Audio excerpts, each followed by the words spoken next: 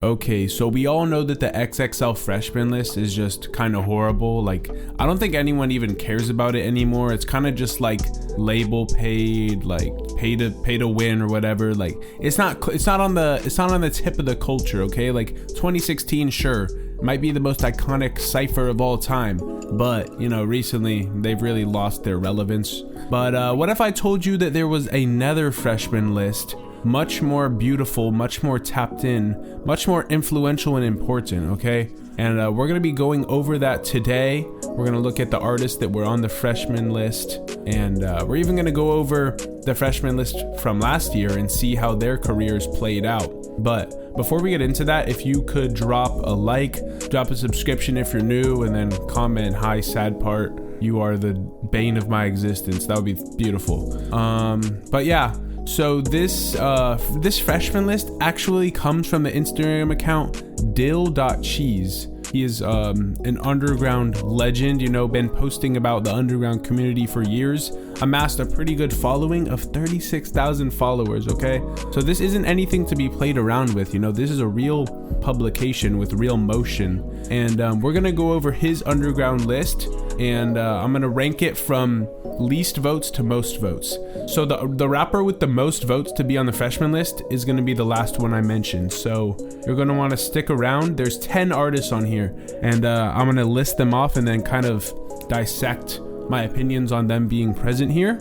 And first on the list, in the number 10 spot, was Maxon Margiela. Maxon, whatever you want to call him. He's a white rapper from Orlando, kind of like jerk, trap, I don't know what you want to call it, but I honestly didn't really mess with him until super recently, okay? So he just dropped this album called Healthy that I really enjoyed, or hashtag healthy, whatever you want to call it, but I actually enjoyed it. There were some really good songs on there, and I actually, random story, I met his manager in a library, like just super randomly. He'd sent me some unreleased, and the one that I liked most was Shroom Freestyle. And then that song ended up being on the album, which is now my favorite song off of the album. Also, we just did an interview with him on the Sad Part Instagram. Super coincidental, but if you want to check that out, then make sure to go to the Instagram. It's funny. It was conducted over DM, but we like kind of wrote it into an article. So if you want to go check that out, please partake. But yeah, Maxon Margiela, I think he deserves to be on the list. He blew up kind of recently, and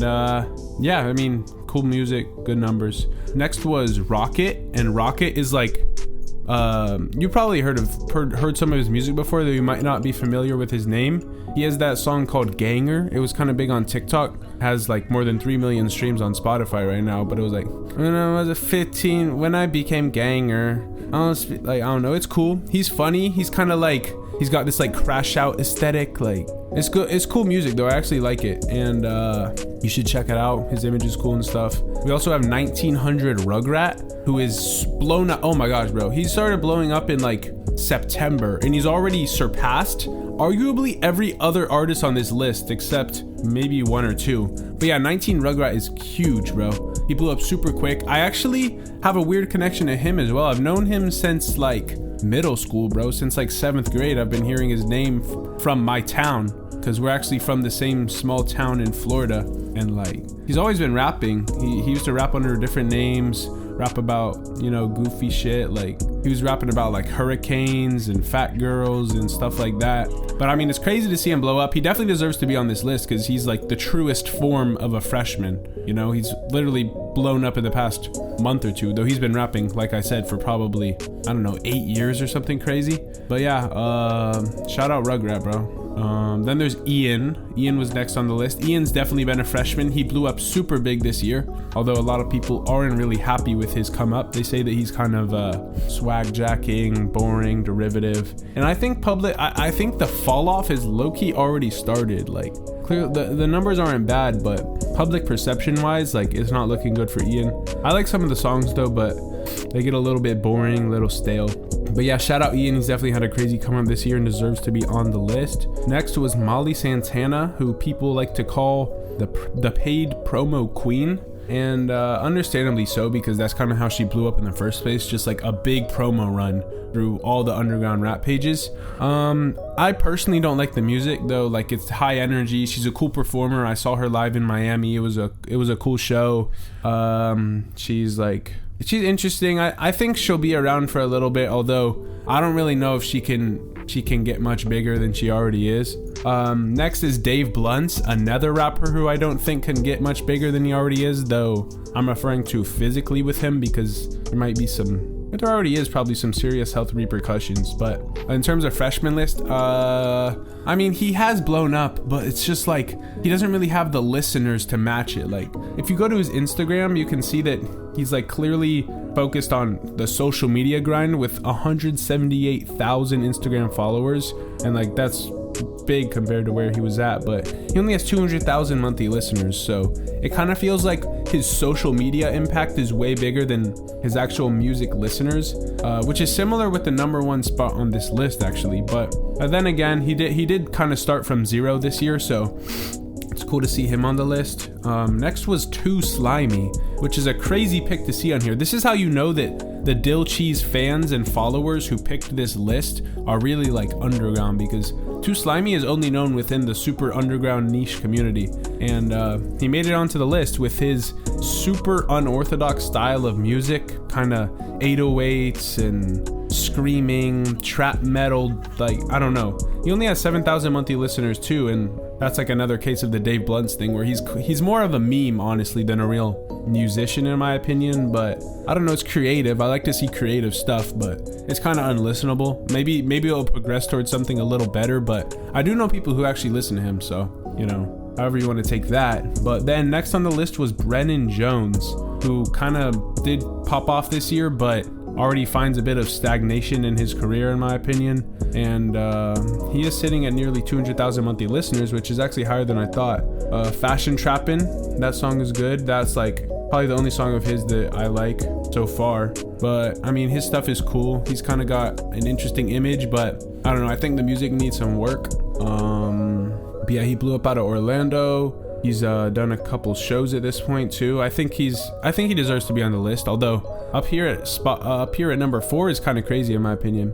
At number 3 was Too Hollis, who I mean you could argue isn't really rap, but it's not like this list was necessarily called underground rap. All it's called is Dill Cheese freshman list. So none of these artists have to be underground nor rappers. They're just freshmen. Okay, so Too Hollis has definitely been a freshman, and like again, he's been making music for a long time, but he certainly saw his come up this year, and in my opinion it came from the Ken Carson tour. Like that's kind of what it all stemmed from. But his music has been doing really well. His recent singles almost at 4 million streams. I think he's on his own tour now even. Like he grew too big to be the Ken Carson opener, and they put him on his own tour. I heard he got a fat deal. He's got hair extensions. He kissed his friend on the lips. Like Too Hollis is a very notorious figure right now. He's doing a lot of hard work, and he's blowing up quick. So yeah, he deserves to be on here. And at number 2 was 1AM. And yeah, 1AM's had a pretty big year, although I wouldn't really even classify this as his freshman year, because I feel like he had a bit of a bigger come up in like 2023 honestly. Although his recent album One Death was definitely, I think, his biggest project so far.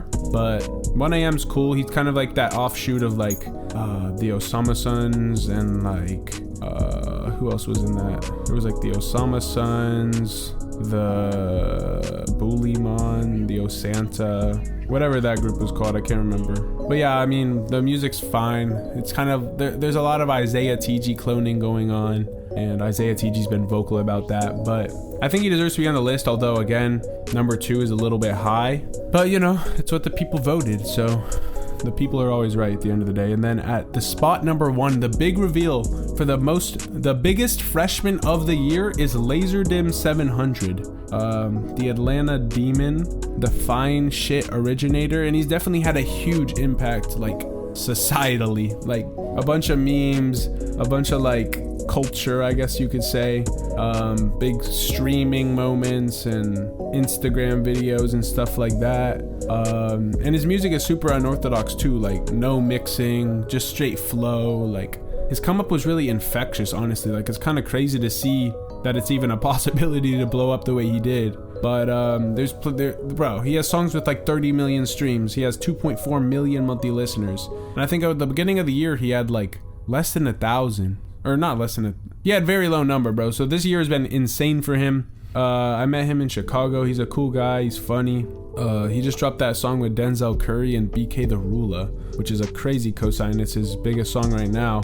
And I mean, the question is his music gonna have longevity? Because clearly him as like a figure is kind of here to stay around. Like every time you see a Laserdisc meme, or you hear someone say fine shit or Latuan or whatever, it all comes from Laserdisc. So he has like cultural relevance for sure. But the question is, can the music stay the main focus of his career? Like, I kind of thought that he was going down like a Blueface direction, you know, because I mean, Blueface was clearly big. He had a lot of streams and stuff, but eventually he just became like a cultural figure. You know, he wasn't really known for his music anymore. He was known for like being a meme and like his antics and stuff. But it could go either way with Laserdisc, in my opinion. Like on the Denzel Curry song, he snapped and it was like well mixed and people were like received it super well too. They were like, yo, Laserdisc went crazy on this track. So I mean, it definitely could be a thing with that. I guess the music growth would probably have to come in the form of like cohesive albums and then just continuing to collab with bigger artists. So it will be interesting to see how his career progresses, but I do think he's going to be around for a while. The question is, will the music be the pull, you know? All in all though, it's a pretty good list. Like, I can't really think of anyone off the top of my head that I think deserves to be on here that wasn't. There was a lot of comments listing people that they think should have been on there, such as Oh Santa, Woke Ups, like a bunch of people. And I don't know. I think the list was fine. Oh Santa maybe, but Woke Ups had like one song. I mean, you could argue the same thing for Rocket, but whatever, bro. Cool list. Some people were saying that there's a trend of like a lot of white people on here, and I mean 50% of them are white. And then if you argue Too Slimy's white, which I don't know, he's like Hispanic white, then you could say 60%, which is a pretty big number, honestly, like the majority white. But if you look back, let's go over the 2023, the Dill Cheese 2023 freshman list, because this was like a fire list, bro. Like this one predicted a lot of big come ups, and a lot of small artists at the time were put on the list that are now, you know, big careers. We're gonna go over this one too, but I'll do it a little bit quicker. At number 10, Dill Cheese had Jades, and yeah, I mean, music wise, Jades is huge, but sadly the career is probably over now. I bet a lot of people are waiting for a video on it, but I just don't really want to I don't really feel comfortable covering it yet, just because there's a lot of speculation going on, and I'd rather wait for like, you know, the court case to be finished and stuff. I don't know. It just feels like I'm using someone's horrible, like that girl's horrible situation. Jade's clearly mental disorders. Like I feel like I'm using that girl's pain and then Jade's problems for like monetary gain or numbers gain. Like it just feels really weird to me. So I don't know, in the future I'll comment on it, but not right now. There's too many people trying to cash grab at it, and it's really cringe to me, so I don't want to be part of that. But next he had Che, Che blew up like even farther in 2024. Lyrical Lemonade video, people saying he had Underground Album of the Year with Say So Says. Next was DevStacks, who kind of slowed down over 2024, but I mean, still talented, obviously. Then there was Yapo JJ, who also kind of slowed down the second half of this year at least, and people were saying that his fall off has kind of started, but I don't know. I think he can come back with a couple hits. Then there was Hard Rock, who kind of stayed consistent. Osama Sun blew up even further. Glock 40 blew up even further. Crazy that, bro, he was on this 2023 freshman list while he was like locked up. But yeah, Glock 40 blew up even more. Joey blew up even more. Resh Boy blew up even more. Xavier blew up even more. And Netspend arguably had the biggest come up of the year. And I think he definitely has the most long staying potential in terms of like career longevity. But let me know your thoughts in the comments. Do you think his 2024 list or 2023 list was better? Who did he miss out on the 2024 list? Like, was there any names that you came to the thought when you wanted people on there? But yeah, thank you for watching, and shout out Dill Cheese for making that list, bro. Subscribe and goodbye.